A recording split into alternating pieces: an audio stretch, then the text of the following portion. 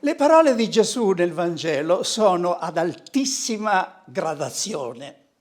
Si gustano prendendole a gocce.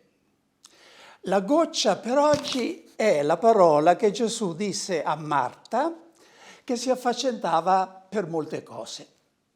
Marta, Marta, una cosa sola è necessaria. Quella parola adesso è rivolta a ciascuno di noi. Una cosa sola è necessaria. Se hai quest'unica cosa hai tutto.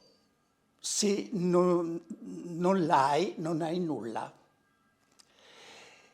Che cos'è quest'unica cosa necessaria?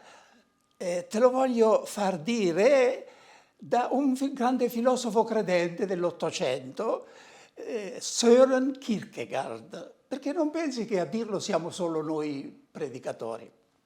Senti, si parla tanto di vite sprecate, ma sprecata è soltanto la parola di quell'uomo, io aggiungo di quella donna, che così la lasciava passare, ingannato dalle gioie della vita e dalle sue preoccupazioni, mai si rese conto che esiste un Dio e che lui, proprio lui, sta davanti a questo Dio. Che cos'è l'unica cosa necessaria però? Gesù l'aveva detto prima con due parabole. È il tesoro nascosto, per il quale vale la pena di vendere tutto.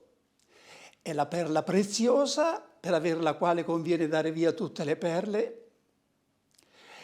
L'unica cosa necessaria è il regno di Dio, cioè Dio.